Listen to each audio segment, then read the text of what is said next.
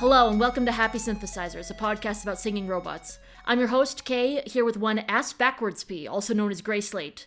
She's created a staggering 34 public UTAUloids, most of whom she voiced herself, and a massive catalog of covers and original songs using these voice banks and others.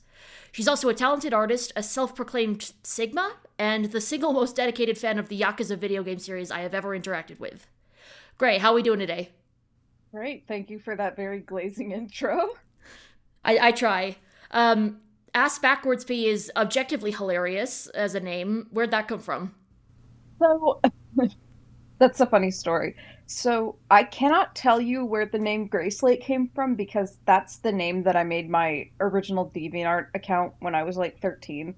And if you don't know, like if you don't use DeviantArt, you can't change your name. Like you can't change your username on DeviantArt unless you pay for core membership. And I was just like, whatever, I'll just stick with GraySlate forever.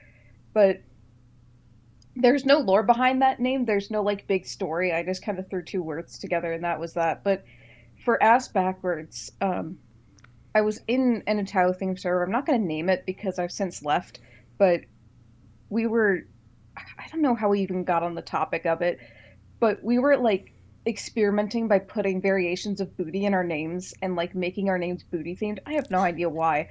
And I was going to be booty backwards, but I was like, you know what? Ass backwards is a better fit anyway.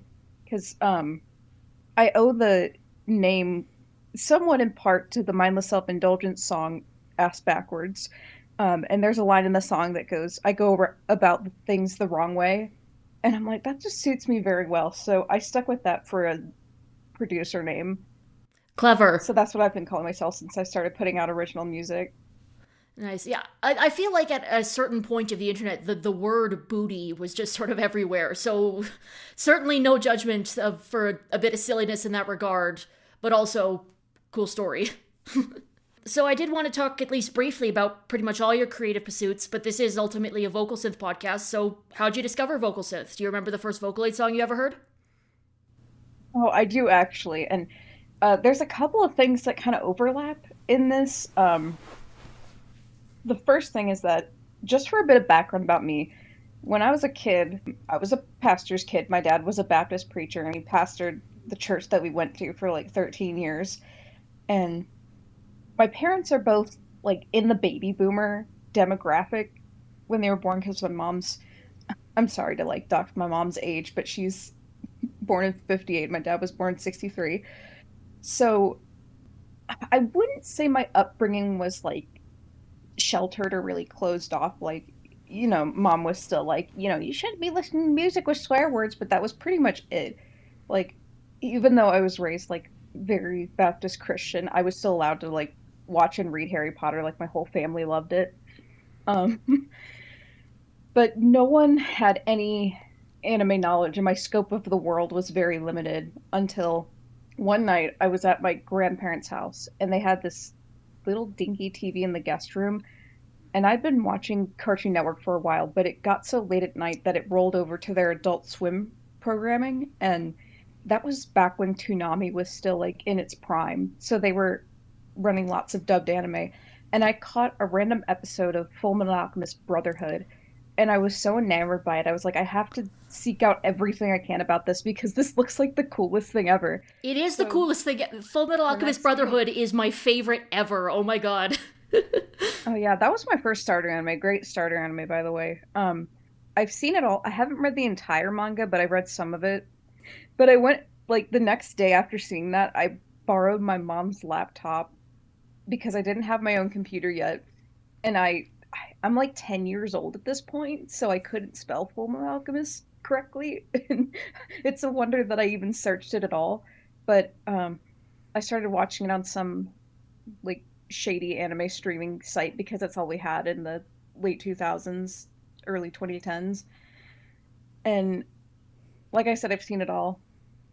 But when I was a kid, I I didn't interact with the internet the same way. Like, we had a desktop family computer and I would just watch like random Lego videos on YouTube or whatever. But when I got into Full Metal Alchemist, I started watching like a bunch of Full Metal Alchemist fan content, a bunch of AMVs, and I would just get random stuff in my recommended tab all the time. And one day as I can't even remember what I was watching, but I got recommended a video and I'm like, I'll watch anything. So I clicked on it and it was the first Vocaloid song I'd ever heard. And it was Shini Tagari by Nashimoto P. And I mean, hell of a song to get introduced to Vocaloid because that song deals with some very heavy stuff. Yeah, and you're And 10. Good grief. I was 10, like barely going on 11 because this is like summer of 2010. And but I was still, again, I had that feeling like this is the coolest thing ever. I need to know everything about it. So I started watching more like Vocaloid classics from there, like The World Is Mine and all that stuff. And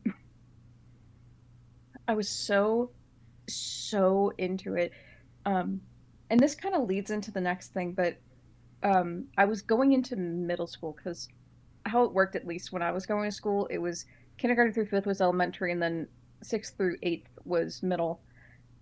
And I was going into sixth grade, and I can't remember if it was a summer program or if it was during the school year, but a group of us got herded into the auditorium and we heard all these like elevator pitches for different clubs at the library. And I wasn't really interested in any of them. Like, I mean, I like to read and I read a lot of books as a kid, but I was like, I don't know if I feel like joining a club at the library. And then the anime club president presented, and I was like, I don't know if I'd call myself a sheltered kid, but little me was like, there's other people that actually enjoy this that live near me. That is crazy. I need to sign up. So I started going to the library's anime club whenever they would meet. And one of the first days there, I we had to go around, introduce ourselves, and like say two or three things that we were into. And so little 10, 11-year-old me was like, my name's Yoon and I like Vocaloid, and Full Metal Alchemist is my favorite anime, and my mom thinks I'm cool.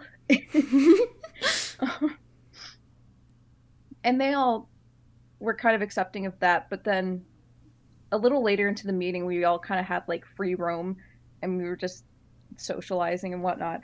And this one girl, she comes up to me, and in my kid brain, I'm thinking she's so much older than she actually is, but she was probably only like 16 or 17. But she says like, hey, you're into Vocaloid and Hatsune Miku, right? And I was like, yeah. And she goes, well, what if I told you there's this free alternative where you can actually make your own voice bank? And it like that again blew my mind because I'd never heard of this before. So I was like, okay, I have to look into this and research literally everything about it. So by this point, I have my own computer, and my first computer was an Acer netbook with like a 7-inch screen. Those aren't computers; those are toys. But it was my first Computer in computer, and I was very quotation proud of marks. it. True, but the first UTAU that I ever recorded was sometime in 2010. Don't know the exact date anymore, but I recorded it on the onboard laptop mic because I didn't even have a microphone yet. And it wasn't like, it wasn't a good bank because it was my first bank and I was a child, but I was still very happy with it. And I would use it behind the scenes up until about 2017, but I'll talk more about that later because it's not relevant yet. It's, you need 20 Chaos Emeralds to unlock this stage in the lore. But yeah, that I think I still have that bank somewhere, not in its original form because I saved over some of the samples by accident. But yeah, the tiny little Japanese CV I first made when I was 10 years old, I still have. That is so much cooler than anything I was up to when I was 10. So, hats off to you. But since that time, you've made a lot of UTAU voice banks. What's motivated you to make so many of them when I know that just one can be a lot of work? It's kind of funny because up until I'd say late 2016, 2017, there's some overlap between December and January there, but I only have really one UTAU character at that time. Like, I'd made a couple different voice banks. Like, I'd made a couple LCVs. I made one VCV. Well, technically two, but I consider the one original VCV I made to be like the defining version because the first VCV I made was really, really bad. I always had the name Miyuki, and I don't know why. I don't. I don't remember where I got that name from at all, but that's what I just called the character, and then that character just kind of evolved with me as I aged. But Well, I got to about 2017, January-ish, and I posted the first demo reel of, I would call her my main UTAU, I suppose, Miyuki Masada, and I made this demo reel, and I'm glad that I put in the effort, but I made all the USTs for it, and oh God, they were so bad. There's so many better ways to make USTs, but back in the day, I used to like literally just make them in UTAU raw, like no regards for timing, no regards for making a MIDI first, no nothing, just vibes. that sounds like more So work for yourself. yeah, I don't know why I lived like that for so long, but I'm not sure what kicked off making a bunch of UTAUs. Like I already was kind of programmed, like my wiring is very focused on making characters and world building and all that, but it's all kind of a blur. I mean, in 2017, I had to like, I'm sorry to drop like such a heavy info dump, um, but in February 2017, I had to go to a mental hospital for the first time and get diagnosed with bipolar 1. So that was fun. So I don't remember quite every detail during that time. But over the years, it just became very natural to make characters, make voice banks, because it's something that I enjoy doing, even though, even if like configuration is a total pain. Can I talk about the Yakuza yet, or should I save that We'll for? get to that in a second. I was just going Okay. to first ask is like I'm not going to ask you to do a full rundown of every single Utah you voice, but you want to sort of give us the highlights of like if there's Miyuki, any other favorites or main voice banks that you want to highlight? Um, I'd say maybe Miyuki's kind of my main one. The Yakuza I'll get to, since that's kind of my main thing. But also, there's a couple of fan favorites, like Daryl Merca Jones was, he was like the proto Grayglish voice bank. Um, he is like very well loved, and I wasn't quite expecting that because I don't expect my works to get that much attention, but people really like that bank for some reason.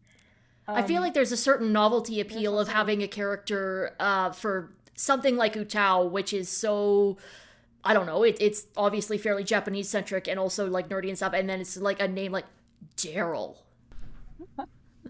the literal, the all American.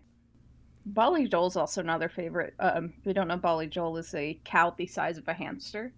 That was that was quite fun to make. I really enjoyed making him, but I would say probably the Masara family is probably my most, the one that I put most focus into.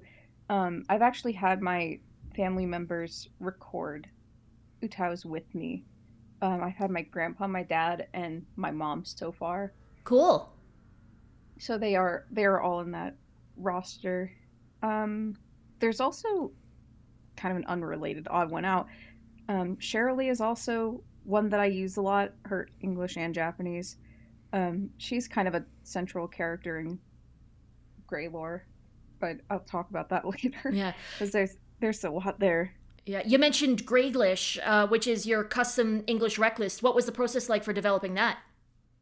So the way Greyglish came about was, okay, so way back, and I want to say 2018, I think I wanted to branch out and do like quote unquote actual English Utah instead of just making Japanese banks sing in English and giving them like all these cursed consonants. But I was looking around and I was like, I don't know which bank I actually want to do. I heard VCCV English get recommended and I tried it and I didn't like it at all. It's a very, like, not to run CZ down, but it's a very big list that is just over bloated and filled with a lot of really duplicate sounds that don't need to be there. And it's also missing a bunch in the default configuration, like especially in regards to like vowels sounds. Like if you had E and ah, in the same note, it wouldn't be there. So I was like, how do I make this more of an efficient process that actually covers more without having to put in all this extraneous stuff? So there was this, I'm also not going to name this person because we had a falling out, but I saw somebody had made this, I guess you would call it CVVC technically, even though it was structured more like CV English, which that's a bad idea too.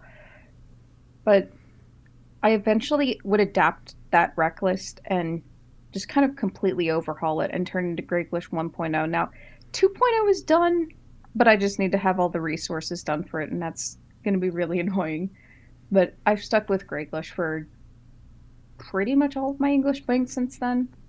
I might update that original VCCV someday, but I'm not really tempted to. Fair enough. And Um, if 2.0 is still on the horizon, something to look forward to, I guess. yeah. So we've touched on it a bit, but like besides the banks that you and your family have voiced, you're arguably best known on the internet for your Yakuza-based Jinriki UTAU voice banks. And can you explain for any listeners who might not know, first what Jinriki UTAU actually is, and then sort of the origin story behind you getting into it and the ones you've created? Okay, so Jinriki is it's kind of what I'd call a gray area in UTAU because it's technically banned in UTAU's end user license agreement to like you can't make banks unless you have explicit permission to like if you're recording from yourself like that's fine. If you're hiring somebody else to do it or you're getting like what I did with a family member to do it, it's fine. But you should technically have permission. The only thing is Jinriki is a big draw to UTAU. Like there's tons of Jinrikis for different occasions. The main unspoken rule is that you just don't distribute them. Like I've had friends who like as children distributed Jinriki banks, but I never did. Um, So to I clarify, also Jinriki can't is the practice monetize of anything with Jinriki. so just to clarify, the practice of Jinriki is like taking the sounds from someone else's voice from recordings that already exist, as opposed to like sampling with a microphone. Yeah, yeah. The first few like Yakuza Jinrikis that I made were um sampled directly from like acapellas of karaoke songs in the game, which is very convenient for a singing synth program to have. But yeah, you have to sit there and scrub through every note. I would make like an Excel spreadsheet of notes that I'd need for them and just grab them that way. That Interesting. was before I discovered Sovets and all that. But as for how they came about, let's see, back in, I want to say this was like late August, early September 2020. I was in a really weird spot actually because that year, obviously, the biggest thing that happened was the Great Plague of 2020. I was about to say most of And us were in a weird yeah, spot at that point. yeah. And it was weird because I took a class trip to New York City overnight for a couple nights, like March 5th going through the 7th, and no one cared about COVID at all. It was just, it was treated kind of like how Ebola and swine flu are. Like, it's not going to affect us. And then, like, by the end of the month, everything was inside and online. And I I wasn't doing well with the change, and I was in college. I was getting my bachelor's, and my advisor and I just were not getting along for a myriad of reasons. And I had a not the worst semester I've had in college, but I had a pretty rough go of it in spring. And then I worked over the spring and summer. I did get furloughed from where I was working. I was working this retail job, but I had to quit come August because I was taking 18 credits per semester for my senior year. I'm like, there's no way I can even juggle part time on top of this. So it's very drift. And also, I know this is kind of heavy stuff, but my grandma that I was very close to, this is the same grandparents that I would stay with because they only lived a state over. She passed away really unexpectedly in June of that year. And so I was having a rough time there.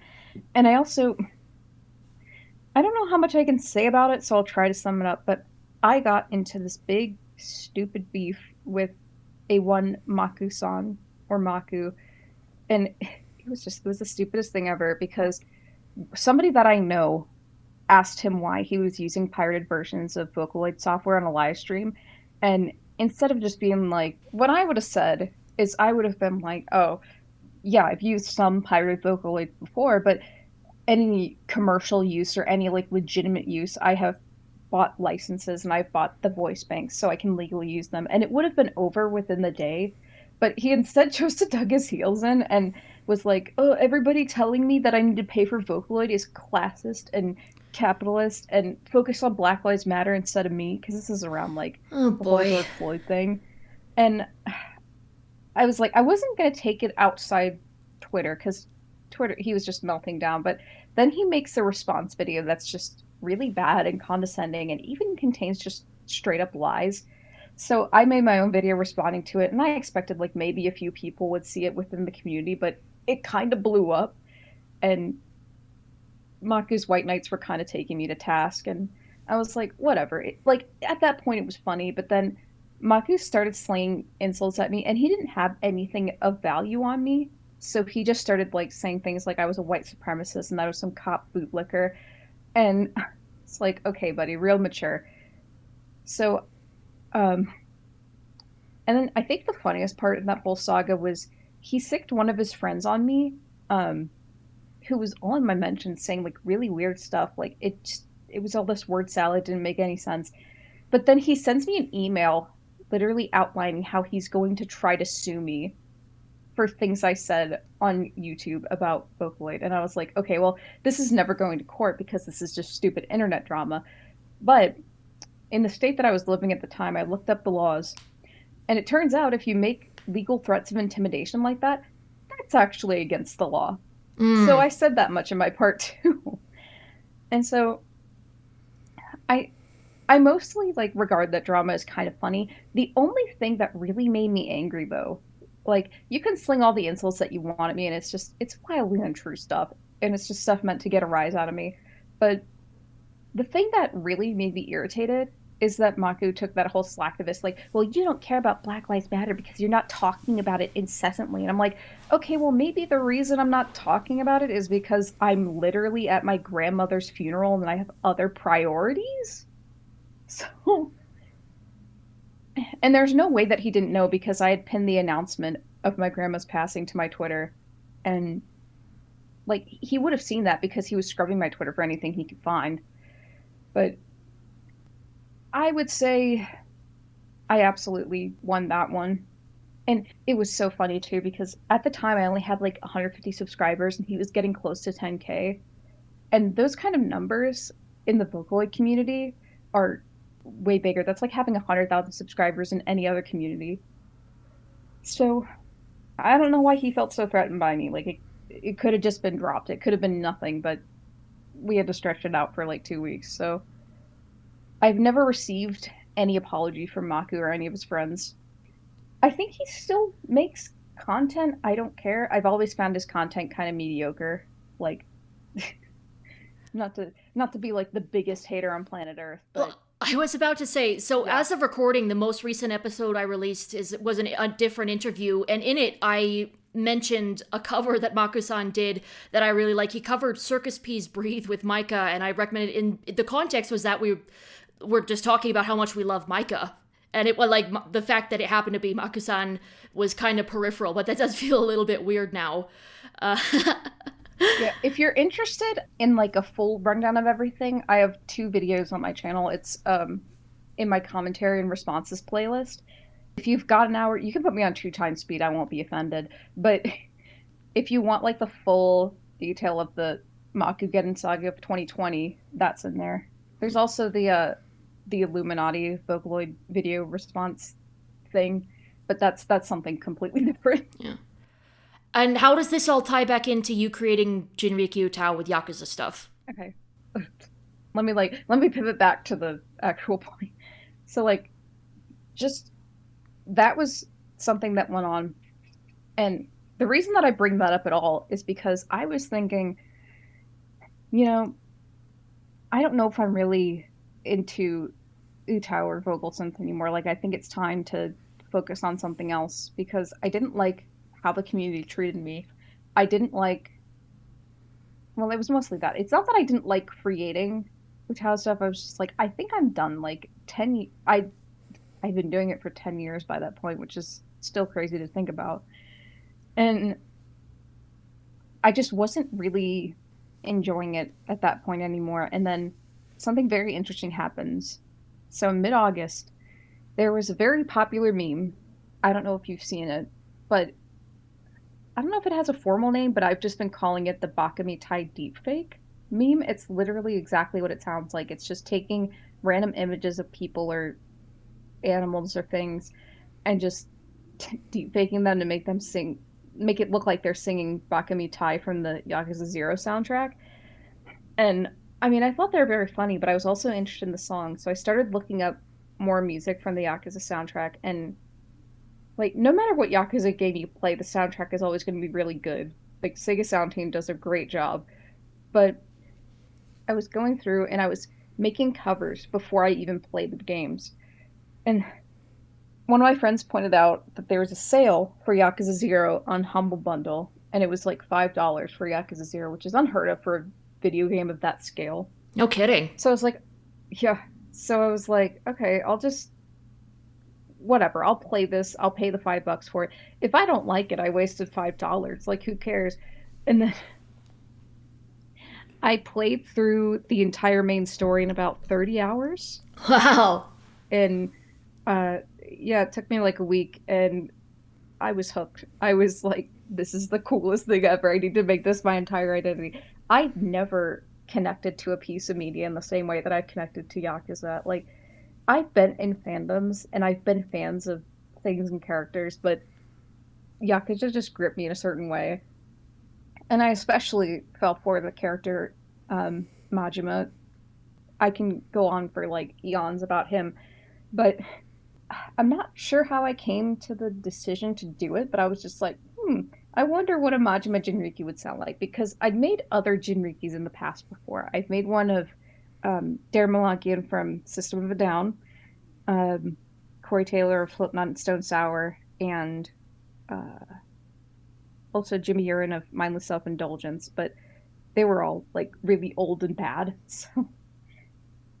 But by this time, I had 10 years of experience, so I sampled a bit of 24-Hour Cinderella, and that's where most of Majima Lloyd's samples come from. And I just did enough for a quick test and show my friends, and then my friends, the enablers that they are, you know who you are, they were like, oh my god, he sounds so good, you should finish it. And so I finished it, and the first Majima Lloyd cover, like the first full one that I ever did, was on November 8th, 2020, and it was a cover of Rine by Hachi, and it got very good reception, so I kept making more as I got more into the series. I made Kiryu next, I made Akiyama, Saejima, and then it just kind of spiraled out from there.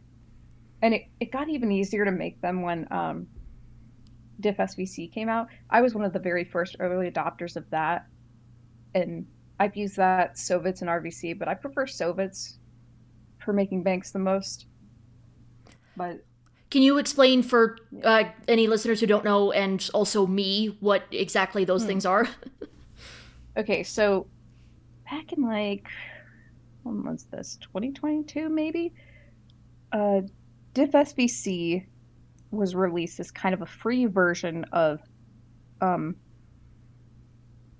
what's the thing in Vocaloid 6? It's basically, you train an AI model and you'll put in input audio, and then that trained AI model will spit back their own version. Oh yes, I know exactly what you're talking about. I can't think of the name either. Yeah. I wanted to say it was Vocaflex, but I'm like, no, I feel like that's something different. But Diff SVC was released for everybody to use, and luckily it came with the like pre-built collab notebook, which is the only way that I can use these things. They don't like to run locally on my computer for whatever reason. But I made a Diff SVC of Majima Lloyd's like rendered samples, which is a bad idea. You should always use the raw vocals. So Majima Lloyd Diff SVC, not very good, but I roll with it for a while. And then I started using RVC. Didn't like that for voice bank creation as much, but it was enough to like get speech and some songs through. But Sovitz saved me. The basic process for it is take however long it takes to train the model. I would usually get to like maybe 800 steps, and that would be enough for me. And then shout out to Clad, by the way, for making a batch rendering option for that notebook, because I used to just sit there and render out all the samples one by one, and Oh that was boy. miserable. But I would take, now I never morphed anybody else's voice banks. I would only use my own, but I would take either GraySlate or Japanese CVVC or whatnot and throw it in there, throw it in the raw folder, and then it would spit out whatever results. And I've done that for most of my banks. The only ones that I haven't made models for are Haruka and Akiyama, but Majima Lloyd is basically my test subject for every single new bank that I do. I haven't made any new Jinrikis in a while because the notebooks aren't really maintained anymore. Like AI sort of going away, which if I can get on my soapbox for a little bit, when those AI covers got really popular, people started making a bunch of Yakuza ones, and it took a lot of people away from my channel, and it was very upsetting because most Yakuza AI covers are really bad and not well made. And I would spend hours and hours and hours crafting like the Yakuza Lloyd covers, and also like I do all my own art. And most of these Yakuza AI cover people will just steal art and not credit it and just say like, "Oh, credit goes to the artist." Oh god. Boo. Yeah, Even just with the AI stuff, it's always been a bit off-putting to me. I remember a few months ago, I think it was, somebody had done an AI thing to make Woaka sing like a Hachi song or whatever, and I've like someone was like, this seems like spectacularly poor taste. Good grief. yeah, that was weird. Like I'm usually okay with it for fun. Like one of my favorite artists right now is Boy What, who he makes all of his own music. Like he doesn't actually like AI generate his entire music, but he'll apply the Plankton AI filter to his singing, and it's all like metal SpongeBob songs, and they're actually really well made. Like usually with AI music, I can very easily pick out what's AI generated music because it all just has a very similar sound to it, no matter what genre it is. It's not at the position that it can replace real musicians, and neither is AI art. I have a much stricter stance on AI art, just AI generated images in general. In that, I suspect we are in Um, strong agreement. Sort of I on lost my on train of thought. well, speaking of all of this, sort of we've touched on bits of it, but sort of generally with all of this in mind and thinking of ownership and usage rights and AI and all of that stuff sort of thing, I just sort of like in the broad sense, where do you personally draw the line in terms of what's okay to do Jinriki and AI vocal stuff with and what's not? So, in other words, like, how do you approach balancing responsible use and respect for the source material that you're using with, everyone's right to creative freedom? Question. So, the first biggest one, we kind of already touched on this. I don't release any of my junior grades or AI models. Other people release their AI models, and I have no control over that, but I have control over myself. I've also built every AI model that I use, like every Jinriki that I have is one that I made. So it's a bit more personal that way, but I also have more control over what goes into it. I don't, well, I already don't monetize most of my channel because a lot of it is just covers of copyrighted material anyway. But like with the album that I just put out, I put out a companion piece with Majima Lloyd, one of his English banks, and I didn't monetize that. I literally give it away on Bandcamp for a free download, and I'm like, I'm literally shaking people like, please do not pay for this album. I don't want Sega to be all on me for monetizing this. So I also, every time that I use like an AI model, I always disclose that. A lot of people don't disclose properly when they use AI, and that's quite annoying, especially when it's very obvious. I don't know if anybody from Sega or RGC Studios has seen my stuff. Um, I think I would be a bit honored if Majima's voice actor saw some of my stuff, but I'm too nervous to show them because I don't want to get a cease and desist letter in the mail or anything. Fair enough. But with Yakuza, it's a little different. Some some Japanese properties are a bit more strict about what kind of fan art you can like distribute or make money off of, but Yakuza fan merch is just like a big free for all. Like it doesn't really matter. So that's why on my Etsy there's tons of Yakuza stuff. I feel like it would be But really yeah. funny in kind of a stupid way if, the organized crime game got really upset about people, not strictly obeying the letter of the copyright law. Oh yeah, but what's funny is the Yakuza are actually like pretty strict about what um media they're represented in, but then the whole Yakuza games, the big thesis is like being a Yakuza is not all it's cracked up to be. It actually kind of sucks. But other than that, I also have a voice changer. I was gonna use it during this call, but it's like my mic's all screwed up, so I'm not gonna even try. But I've been live streaming the latest Yakuza game released, which was Pirate Yakuza in Hawaii. I've been streaming that with a voice changer, and I'm like very, very clear that I'm using a voice changer. And I'm also using a model that I've made on that voice changer. And those streams are monetized technically, but I get so little views. It's like I'm not even going to get a payout until my entire um, like monthly takeaway is $100, and my net worth is like 40 cents right now, according to my YouTube analytics. Huh. Well, So, sorry, you go. hmm. I was just gonna say that's pretty much what I do for ethical use. There's also like different rules from our legitimate banks, but the Jinrikis are you can request stuff with them, but I don't give them out. Yeah, I think, yeah. And that all makes sense to me, transparency, being mindful of your sources, blah, blah, blah. Sort of moving on from the heavy stuff. So you are super active on YouTube. You've got some original music, which we'll get to in a sec, but also just you've made a lot of covers, pretty wide variety of songs. So who are some of your favorite artists, both to make covers from and also just to listen to? Well, I actually listen to a really wide variety of music, especially like outside the Vocaloid sphere. I would say my all-time favorite band is Slipknot. I've made a few Slipknot covers, not many, which is a shame.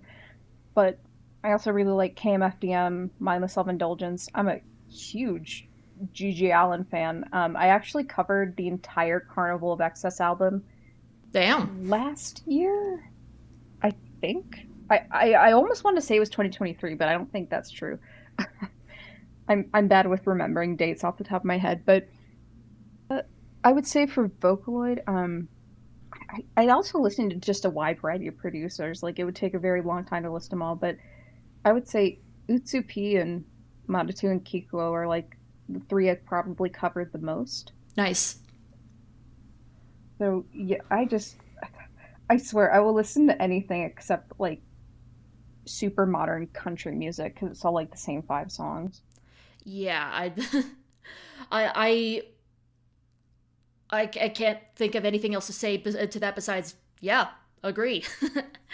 And you don't just make covers with Utaloids, but with other voice banks from, Vocaloid and Synthesizer V as well. Any favorites? Okay, so for favorites, I would say I own I own quite a number of synth Vs. I love collecting them, but I would say Freeman was a big favorite. I remember I was seeing an announcement that he had come to Voice Peak, which is a software I don't have, and I was like, man, I wish he was on something that I own. because I would love to use this kind of bit because this is one of my favorite voice types. It's just older men.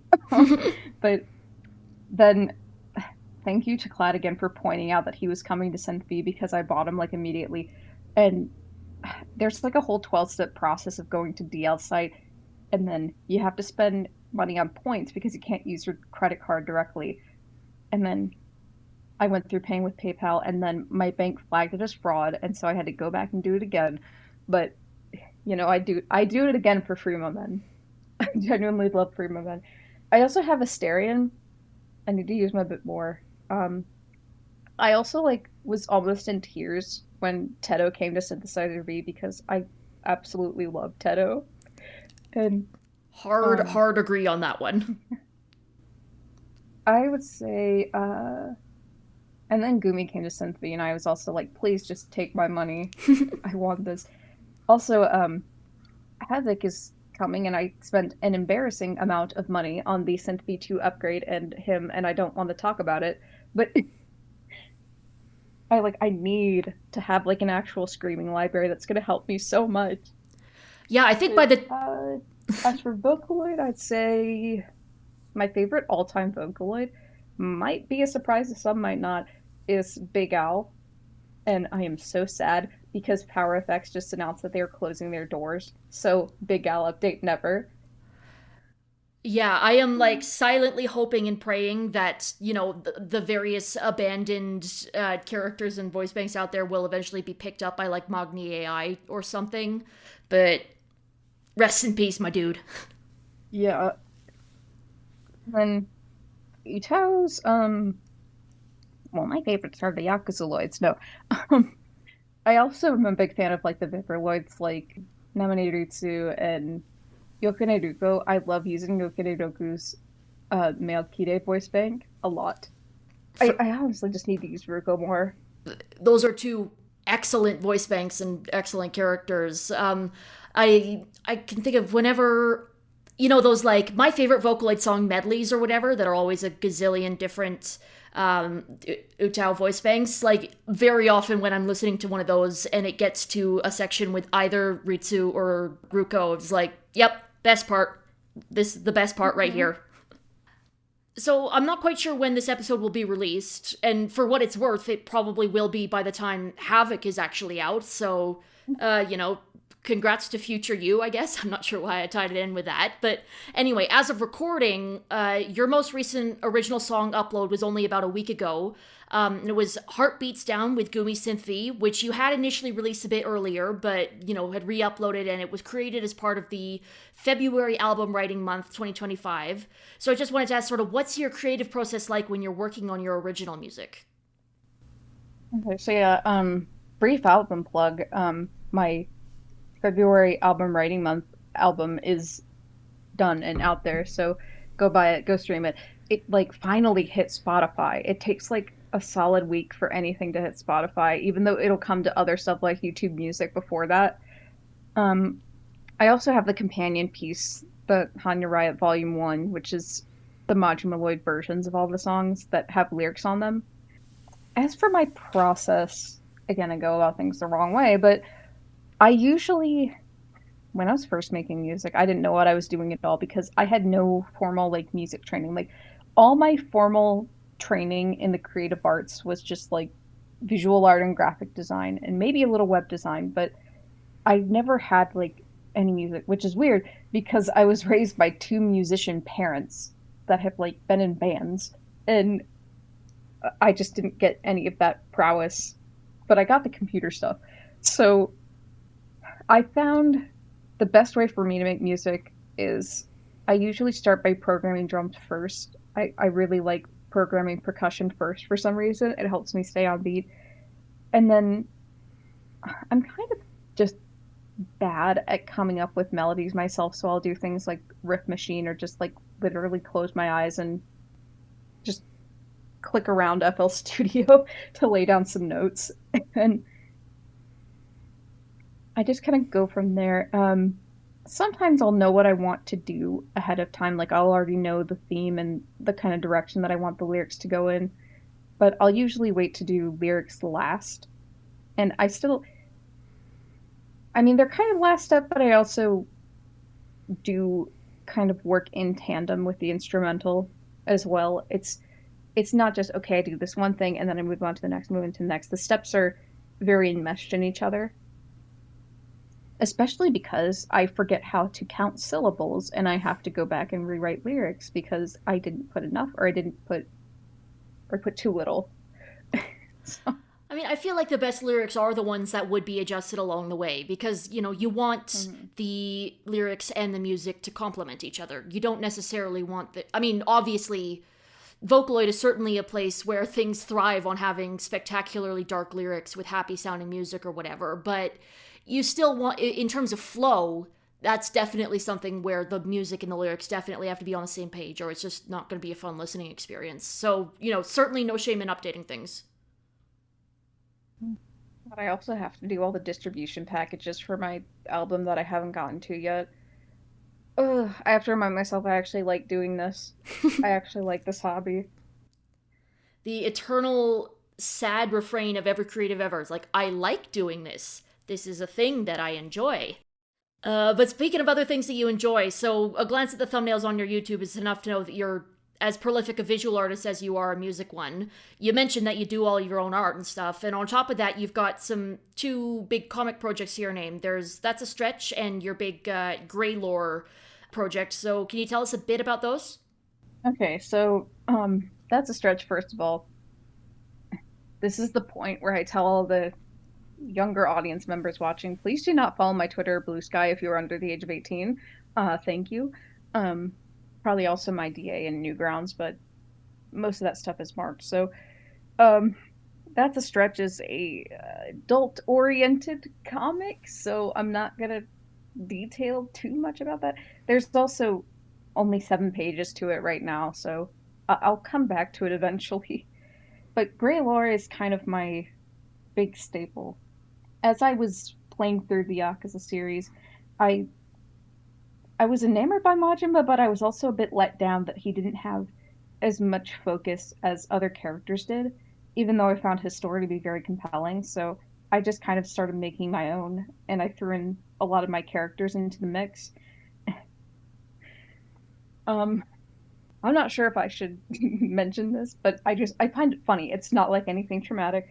I had a second major manic episode in 2021, and during that I concocted this whole thing that okay, Nichitani's gonna come back as a demon and he's gonna be terrorizing Majima for the rest of his life. So you have me just randomly stopping my meds out of the blue to thank for that. Don't do that, by the way. Please do not stop medication without the advice of your doctor. I tried to quit Seroquel cold turkey and it gave me a lot of insomnia, so never again. Noted. But the comics are just basically about half Majima interacting with my characters and half like expanding on his life and things we don't really get to see in the games. Because, um, not to spoil anything, even though I kind of just did with Nishitani, like, if you have the context, you know. But in the games, nothing is mentioned like before Majima turns 20. So there's this whole like childhood that's just a mystery. So I was like, I'm gonna fill in the blanks. And then this has been going on since 2022, maybe 2021, very late in the year. But it's evolved and it's taken a lot of shape, but also Pirate Yakuza in Hawaii released this year, so I'm playing through that and just I'm having a great time. It's one of my favorite Yakuza games I've played so far. That's nice to hear about that. Like it's cool.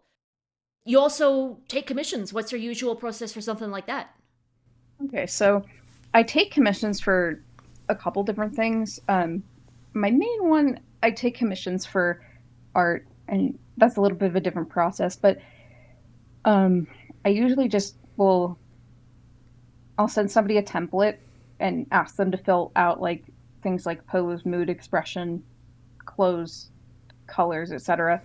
And I take all payment for that up front before I start. And that, depending on the volume of it, it can take me like 1 to 3 days. But I have a D&D group commission that I'm still working on that's going to take me a really long time because there's like 8 total characters. So, That checks out. and then the other commissions that I do, I'll take like UST, SVP, BSQX building commissions for people who don't want to make them, which is very understandable because I don't like making them either. I also will do conversions to different formats, like if you have a UST, I can convert that to a VSQX and so on and so forth from that. And I also will do OTO configuration commissions. If you don't know what an OTO is, it's basically the file that tells UTAU like where samples start, where they end, how much consonant they have, stuff like that. But I'll also do like a full package where I can do just the OTO, or I can also like design the character that goes with the bank, because that's something that comes very naturally to me. That's something I've done for pretty much every bank that I have. I think I've only commissioned one OTO ever, and um, it was kind of a bad experience because the OTO was not good. But I don't know, I generally just go through the same process that I do with making art and making banks and everything, but it's just there's money involved. Fair enough. And I'm a little different from my peers in the sense that I actually want to monetize my hobbies. I I've wanted to be a professional artist since I was like 10, so I'm very mad that that hasn't happened yet. The arts just aren't valued, honestly. Something, something, capitalist hellscape. Yes. I mean, I think I'd still be doing what I'm doing even if I wasn't making money off it, but I'm still like, this is the only thing that I've ever wanted to do in my entire life. Well, and you're doing quite a lot of it just with your upload schedule and all that stuff, so it'd feel a bit redundant to ask if you have any near term plans. I'm sure you've got something cooking. So, do you have any like big long term projects that we can look forward to, or like any collaborations or friends you want to shout out? Well, definitely. Grey Lord's coming whenever. I'm trying to motivate myself to work on it some more because comics are very draining experiences. But other than that, I'd say I want to get into making more original music and actually posting stuff from my backlog. I want to get back into making like full scale music videos, like to the degree of um, Majima Lloyd's Isewa cover or Goddish. But again, like that music video, the first one took me like 2 months to make because I was drawing everything. But other than that, voice banks, I'm not sure what my next one is going to be. I do have a lot of different projects lined up that I can do, but I'm just like, I don't know which one to pick first because there's so many projects and so little time. Story of my life. Well, and speaking of making voice banks, sort of last question that I ask everybody. If you could get any singer in the world to record a voice bank, skip the Jinriki stuff and get it, would it be, Majima's voice actor, or would you have, a different singer in mind for this hypothetical, ultimate, most beautiful voice bank? Sega, give me a Majima Lloyd Synth V voice bank and my soul is yours. But also, um, I do have another one. I don't know if you're familiar with Mike Patton of Faith No More and Mr. Bungle and like 20 other bands fame, but he's he's my second candidate for Synth V Bank because he's got a 6 octave vocal range, What? and I'm like that would translate so well to Synth V, 6 octaves. and God. I would kill to have that. Wow. I confess I'm not familiar with the singer, but now evidently I have to look him up. I mean, it sounds like you've mentioned a fair number of like metal bands and stuff, which is not a genre I listen to much, but like I certainly have a lot of respect for like the artists in that general genre because wow. Yeah, metal's probably my favorite, like overall genre. Like there's different subgenres that I pick from usually, but I'll listen to pretty much anything that's metal. Sick.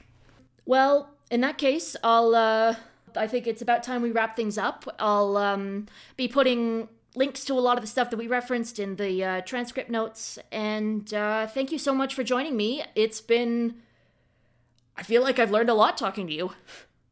Yeah. All right. Yeah, this was really fun. Cool. See you around. Good luck with all of your myriad projects.